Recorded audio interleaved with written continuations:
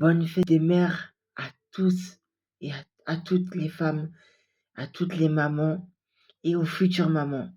Je tiens à bénir Dieu particulièrement pour la vie de ma mère, une femme de foi, une femme de feu, une femme de prière, une femme qui, depuis que je suis tout petit, a toujours intercédé pour moi. Elle s'est battue pour moi. Je n'étais même pas convertie très tôt. J'avais des réclamations sataniques. Satan a essayé à plusieurs reprises de me faire mourir. Mais toutes les fois où ma mère a prié pour moi, je peux vous dire que la main de Dieu s'est posée sur ma vie. En 2020, je me suis convertie. Par la grâce de Dieu, en 2021, je suis tombée amoureuse de la parole de Dieu. Et j'ai découvert une réelle richesse, particulièrement dans le livre des Proverbes, qui nous parle de la sagesse.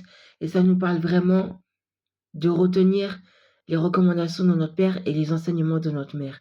Un passage que j'ai beaucoup apprécié, c'est Proverbes chapitre 4, verset 13. Ne renie jamais l'éducation que tu as reçue, c'est la base de ta vie. Reste-y attaché. Et Proverbes chapitre 6, verset 20 à 23. Mon fils, tiens compte des recommandations de ton père, ne rejette pas l'enseignement de ta mère. Fixe-les pour toujours dans ton esprit, garde-les comme une parure autour de ton cou. Ils te guideront dans tes allées et venues, ils te protégeront dans ton sommeil, et dès ton réveil te porteront conseil.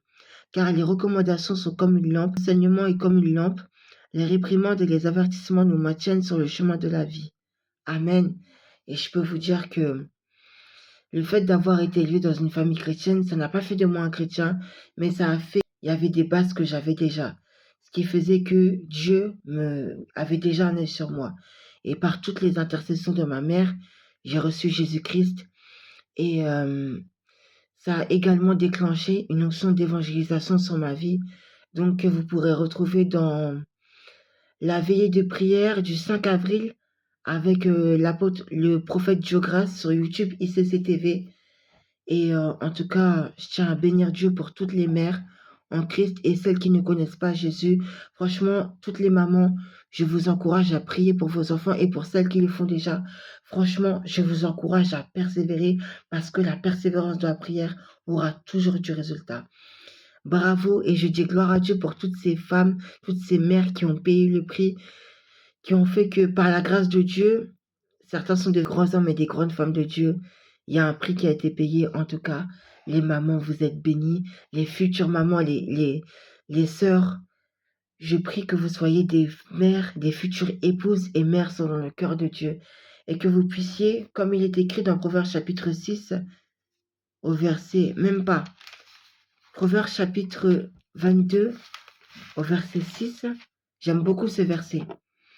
Donne de bonnes habitudes à l'enfant dès l'entrée de sa vie, il les conservera jusque dans sa vieillesse. Amen.